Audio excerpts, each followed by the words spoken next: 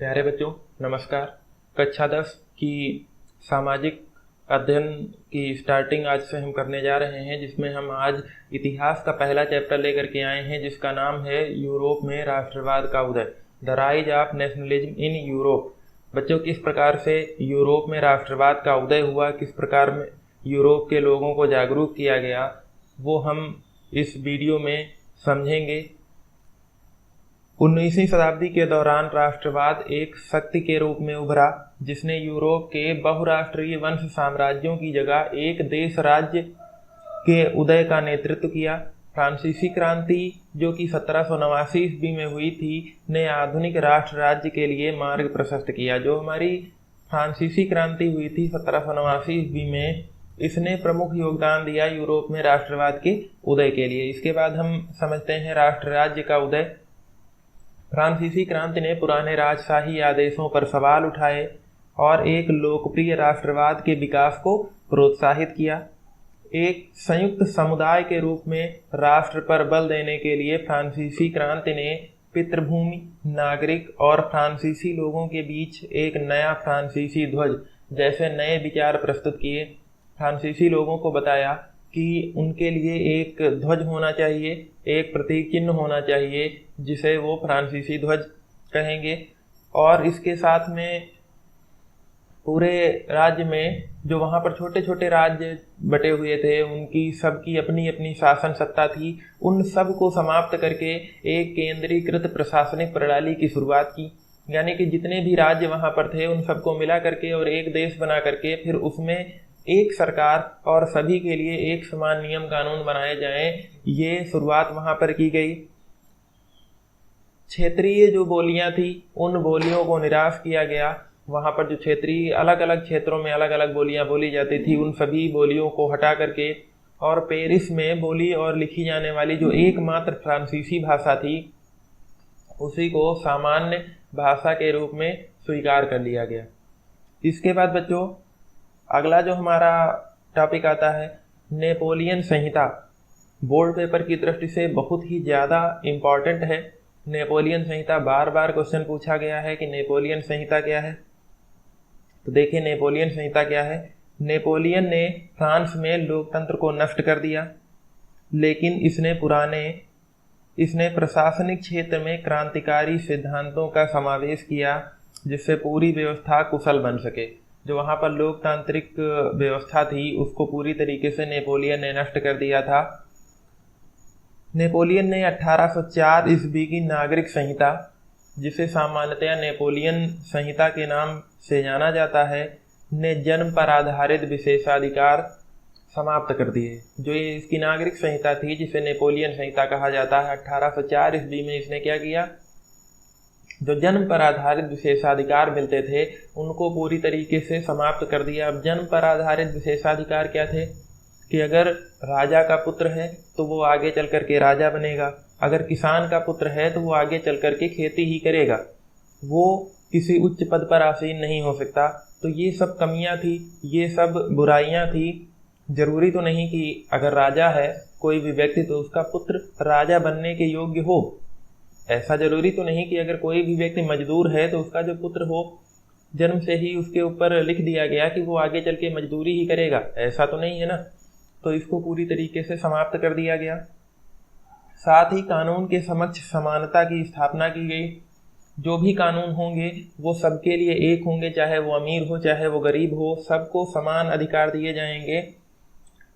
और संपत्ति एवं प्रशासनिक प्रभागों के अधिकार को सुरक्षित कर दिया। सामंती प्रणाली को समाप्त कर दिया गया और किसानों द्वारा दिए जाने वाले भूदासत्व और जागीरदारी शुल्कों को समाप्त कर दिया गया। जो सामंती प्रणाली होती थी, जो जागीरदारी व्यवस्था होती थी, उसको भी समाप्त कर दिया गया। जागीरदारी व्यवस्था और सामंती प्रणाली क्या होती थी कि कुछ सामंत लोग होते थे जो भूमि पर अपना अस्तित्व रखते थे, अपना आधिपत्य रखते थे, और जो भी किसान वहां पर खेती करते थे वो बड़ी मात्रा में टैक्स देते थे, उस भूमि के बदले में उनको कर देते थे। तो ये व्यवस्था भी समाप्त कर दी गई। जो भी किसान अब खेती करेगा, उसमें जितना भी उत्पादन होगा वो पूरा का पूरा उस किसान को मिलेगा।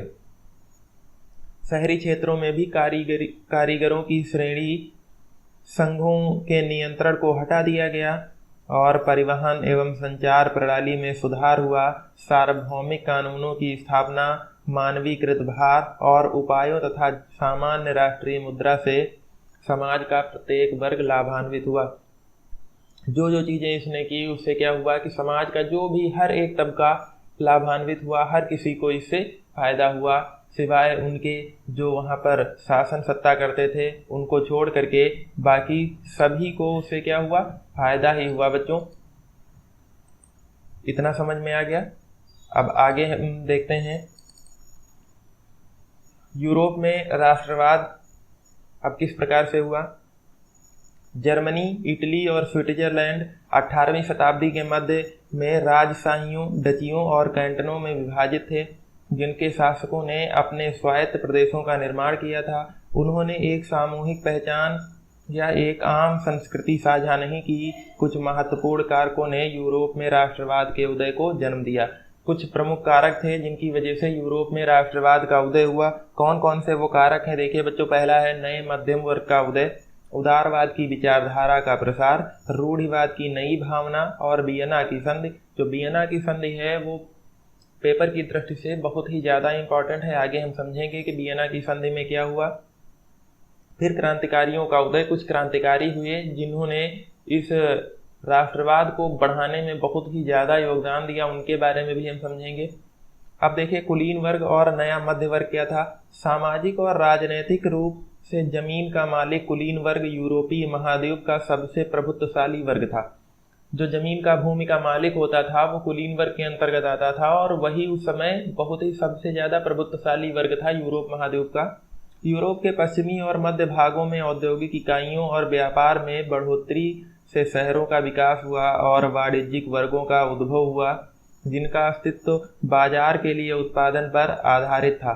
औद्योगिकरण के कारण नए सामाजिक समूह, श्रमिक वर्ग के लोग और मध्य वर्ग जैसे उद्योगपति, व्यापारी और सेवा क्षेत्र के लोग अस्तित्व में आए। कुलीनों को प्राप्त विशेषाधिकार की समाप्ति के पश्चात शिक्षित और उदारवादियों के मध्य राष्ट्रीय एकता के विचार लोकप्रिय हुए। जब कुलीन वर्ग सामंती व्यवस्था को समाप्त कर दिया गया तो जो शिक्षित वर्ग था वो अस्तित्व में आया और फिर धीरे धीरे शिक्षा का प्रसार वहाँ पर होना स्टार्ट हो गया। उसके बाद देखिए उदारवादी राष्ट्रवाद का अर्थ क्या है। 19वीं शताब्दी के शुरुआती दौर में राष्ट्रीय एकता के विचार उदारवाद की विचारधारा से अधिक जुड़े थे। नए मध्यम वर्ग के लिए उदारवाद का अर्थ व्यक्तियों के लिए स्वतंत्रता और कानून के समक्ष सभी को समान अधिकार था। फ्रांस में वोट देने और निर्वाचित करने का अधिकार विशेष रूप से अधिक संपत्ति वाले लोगों को ही दिया गया था। वहाँ पर जो वोट डालने का अधिकार था वो केवल और केवल उन व्यक्तियों को दिया गया था जिनके पास अधिक संपत्ति थी। महिलाओं और गरीब व्यक्तियों को इससे वंचित रखा गया था, उनको वोट देने का अधिकार नहीं था। जो भी मजदूर वर्ग था उसको भी वोट देने का अधिकार वहाँ पर नहीं था। इसके बाद देखिए संपत्ति विहीन पुरुषों और जैसा कि हमने बताया कि उनको वोट देने का अधिकार नहीं था।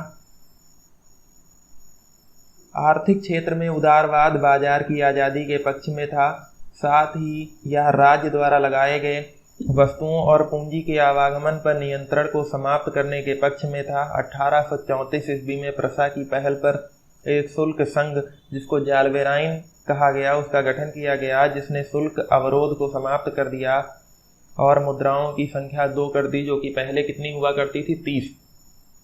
ये भी क्वेश्चन यहाँ से एक बहुविकल्पी क्वेश्चन बनता है कि जाल्वेराइन क्या है। तो जाल्वेराइन क्या है बच्चों, एक शुल्क संघ जिसने क्या किया था कि जितने भी शुल्क अवरोध थे उन सबको समाप्त कर दिया। जो मुद्राएं उस समय अलग अलग प्रकार की चलती थी 30 उनकी संख्या थी, उन सभी को घटा करके उसने कितना कर दिया बच्चों 2। उसके बाद देखिए 1815 ईस्वी के बाद एक नया संरक्षणवाद। 1815 में नेपोलियन की हार के बाद यूरोपीय सरकारें रूढ़िवाद की भावना से प्रेरित थी। 1815 में जब नेपोलियन की हार हो गई तो जो वहाँ की सरकारें थी वो रूढ़िवाद। अब रूढ़िवाद क्या होता है, जो पुरानी परंपराएं हैं, जो पुरानी रीति रिवाज हैं उनको मानना ही क्या कहलाता है रूढ़िवाद। तो इससे पूरी तरीके से प्रेरित ही रूढ़िवादियों का मानना था कि राज्य और समाज की स्थापित परंपराओं जैसे राजशाही, चर्च सामाजिक ऊंच नीच, संपत्ति और परिवार को संरक्षित किया जाना चाहिए। यूरोपीय शक्तियों जैसे ब्रिटेन, रूस, प्रसा और ऑस्ट्रिया, जिन्होंने सामूहिक रूप से नेपोलियन को हराया था, इन सभी ने मिलकर के नेपोलियन को हराया था, के प्रतिनिधियों ने यूरोप के लिए समझौता करने के विषय में वियना में मुलाकात की। इस सम्मेलन का आयोजन ऑस्ट्रियन चांसलर ड्यूक मेटरनिख द्वारा किया गया। इसमें प्रतिनिधियों ने 1815 ईस्वी की वियना की संधि तैयार की। यह जो वियना एक सिटी है, उस सिटी में एक संधि का आयोजन किया गया था और उसी सिटी के नाम पर इस संधि को नाम दे दिया गया वियना की संधि। और इसको किसने ऑर्गेनाइज किया था? ऑस्ट्रिया का जो चांसलर था ड्यूक मेटरनिख, उसी ने इसको ऑर्गेनाइज किया था। अब वियना की संधि के प्रमुख बिंदु देखिए। पहला क्या था? फ्रांसीसी क्रांति के दौरान जो बूर्बो राजवंश था वो हटा दिया गया था, उसको फिर से बहाल कर देना। फ्रांसीसी क्रांति जब हुई थी तो वहां पर एक राजवंश था जिसका नाम था क्या बच्चों? बूर्बो राजवंश। उसको क्या कर दिया गया? फिर से बहाल कर दिया गया। फ्रांस ने नेपोलियन के अंतर्गत कब्जे वाले प्रदेशों को खो दिया। भविष्य में इसके विस्तार को रोकने के लिए फ्रांस की सीमाओं पर एक श्रृंखला की स्थापना की गई।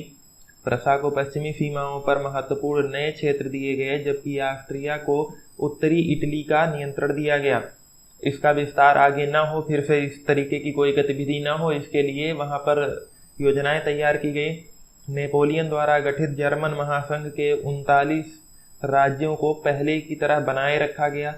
पूर्व में रूस को पोलैंड का भाग दिया गया, जबकि प्रसा को सैक्सनी का एक भाग दिया गया। सम्मेलन का मुख्य उद्देश्य नेपोलियन द्वारा परास्त हुए राजशाहों को बहाल करना और यूरोप में एक नई रूढ़िवादी व्यवस्था स्थापित करना था। 1815 ईस्वी में स्थापित रूढ़िवादी शासन निरंकुश शासन था, लेकिन उदार राष्ट्रवादियों ने वियना सम्मेलन के बाद स्थापित राजशाही रूपों का विरोध किया और विश्वास किया कि राष्ट्र राज्य का निर्माण आवश्यक है। इस तरीके से जो नेपोलियन ने अपने कब्जे में जितना भी कुछ किया था, वियना की संधि के माध्यम से उन सबको ज़्यादातर क्या कर दिया गया? हटा दिया गया। फ्रांसीसी क्रांति के दौरान जो बूर्बो राजवंश था उसको पराजित किया गया था, उसको फिर से अब वियना की संधि के द्वारा सत्ता में वापस कर दिया गया। समझ में आ गया बच्चों? उम्मीद करते हैं कि इतना अच्छे से समझ में आया होगा। आगे का टॉपिक अगली वीडियो में डिस्कस करेंगे। अगर वीडियो पसंद आई हो तो वीडियो को लाइक कीजिए, दोस्तों के साथ शेयर कीजिए, हमारे चैनल को सब्सक्राइब कीजिए और साथ में बेल आइकन दबा दीजिए ताकि जो आने वाली अगली वीडियो हैं उनकी नोटिफिकेशन आपको सबसे पहले मिलती रहे। और अगर आपने हमारी अन्य वीडियो नहीं देखी हैं तो डिस्क्रिप्शन में जा कर के उन वीडियो को अवश्य देख लें। डिस्क्रिप्शन में उनकी लिंक दी गई है। वीडियो को अंत तक देखने के लिए धन्यवाद। मिलते हैं यूरोप में राष्ट्रवाद के उदय के पार्ट 2 के साथ। तब तक के लिए नमस्कार।